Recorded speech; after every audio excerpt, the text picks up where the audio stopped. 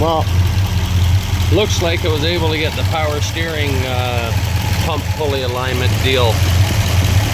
It's straightened out. New belt.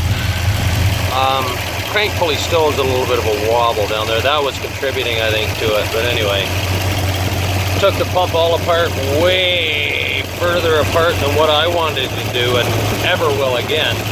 But for the time being, it looks like it's all right. Got it bled, lifted the front end before firing it up and bled the bubbles out more than I wanted to do. But anyway, no bubbles in there now. As soon as I fired it up, rev it up, it doesn't look like there's any end play.